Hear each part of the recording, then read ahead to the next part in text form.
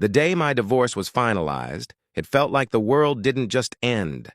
It collapsed silently, like a building imploding without warning, leaving only dust where a life once stood. I remember standing outside the courthouse with papers in my hand, realizing that 5 years of marriage had been reduced to ink on legal documents and a hollow ache in my chest. I thought the worst pain was already behind me. I was wrong. Because just as I turned to leave, I saw her, my ex-wife's younger sister, standing across the street watching me as if she had been waiting for this exact moment all along. What she did next didn't just shake me, it rewrote everything I thought I knew about betrayal, family, and second chances. If you believe in unexpected kindness, emotional twists, and the power of second chances, take a moment to like, comment, share, and subscribe to the channel. It helps more people find stories that remind us life isn't over even when it feels like it is.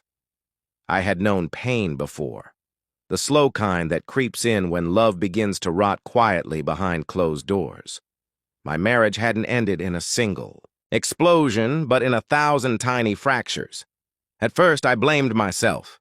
I told myself I wasn't attentive enough, not successful enough, not present enough. But over time, truth revealed itself in painful fragments, late-night messages hidden too quickly, emotional distance that turned into open contempt, and a growing sense that I was living in someone else's life rather than my own. When the divorce finally came, it wasn't a surprise. It was a release. My ex-wife didn't even cry during the proceedings. She looked impatient, as if I was just a delay in her real-life beginning. That realization hurt more than anything else. Still, I told myself I would rebuild.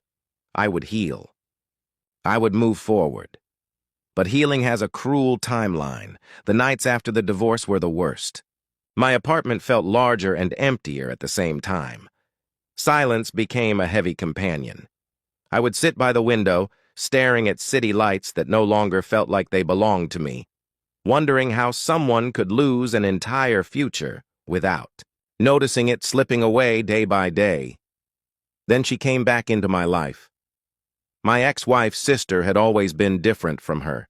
Where my ex was sharp and dismissive, her sister had always been quiet, observant, almost gentle in a way that made her easy to overlook. I barely spoke to her during the marriage, except for polite greetings during family gatherings. So when she appeared outside the courthouse that day, I assumed it was coincidence, but it wasn't. She asked me to walk with her, not in words, but in presence. Something about her urgency made me follow. We ended up sitting on a quiet bench near the river, the same place I used to go when I needed to think during the darkest months of my marriage. She didn't waste time. She told me she knew everything, now. Not just about the divorce, but about what had really been happening behind it. What she revealed shattered my understanding of everything I had endured. My ex-wife hadn't simply fallen out of love. There had been manipulation, financial deception, and carefully constructed lies that painted me as the problem long before I even realized I was part of a plan. The divorce wasn't just emotional, it had been strategic. And I had been too, blinded by love to see it. Before I could even process that, she said something that made my entire body go still. She asked me to marry her.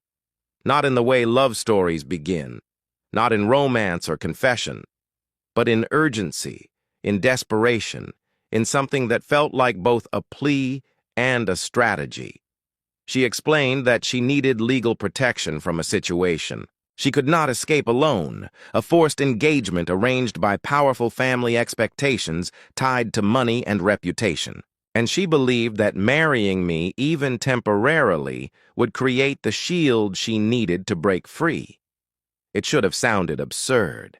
It should have been easy to refuse. But nothing in my life felt normal anymore.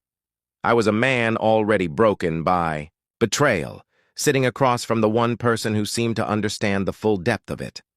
I didn't answer immediately. I couldn't. The idea of entering another marriage, even a conditional one, felt like stepping back into a fire I had barely escaped. But something in her eyes stopped me. It wasn't manipulation. It was exhaustion. And beneath it, something else I couldn't yet name. In the days that followed, I tried to return to normal life, but normal no longer existed for me. I kept thinking about her proposal, about the way she didn't ask for love or promises, only survival. Eventually, I agreed under one condition: truth, no secrets, no hidden agendas. What began as a legal arrangement slowly turned into something neither of us expected.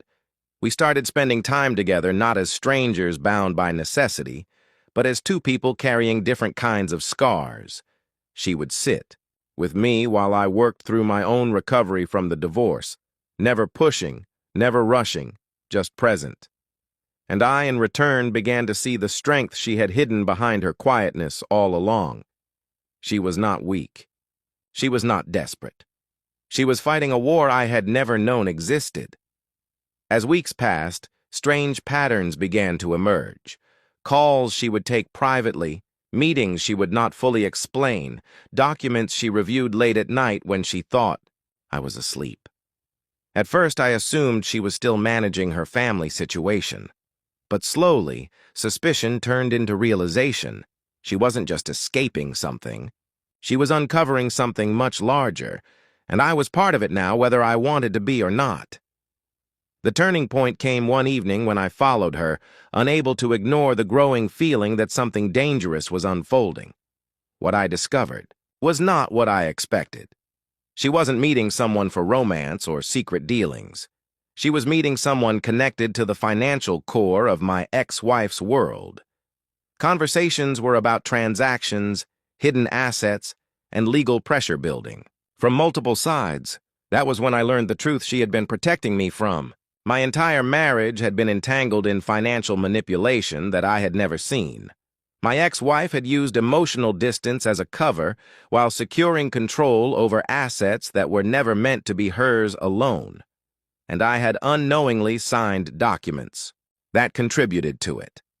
The realization made me feel both furious and foolish, but instead of breaking me, it did something unexpected.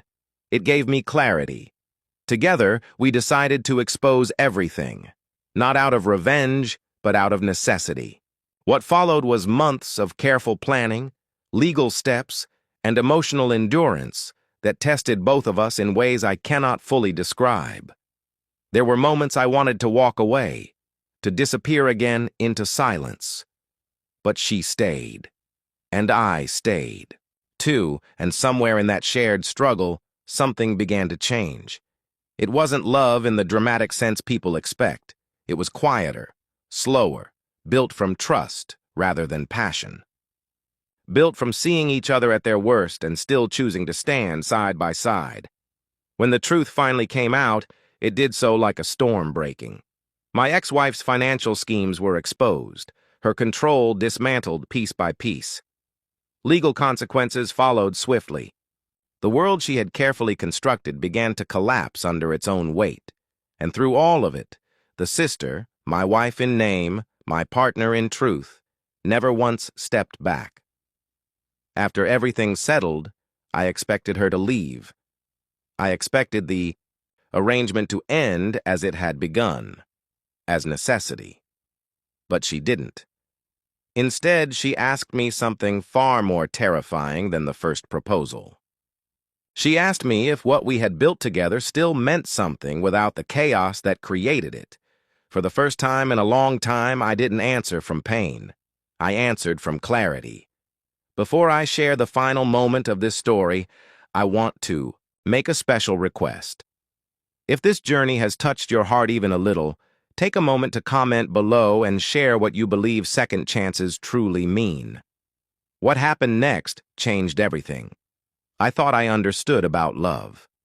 Because I realized I hadn't been saved by a stranger or bound by circumstance. I had been quietly, patiently chosen by someone who saw my brokenness not as damage, but as something still capable of healing. We didn't call it a fairy tale ending. We called it survival that slowly learned how to feel like living again. And sometimes that is the most powerful love story of all. If this story touched your heart, don't forget to like, share, and subscribe to the channel. Your support helps bring more emotional stories like this to life and reaches others who might. Need a reminder that even after betrayal and loss, life can still begin again in the most unexpected ways.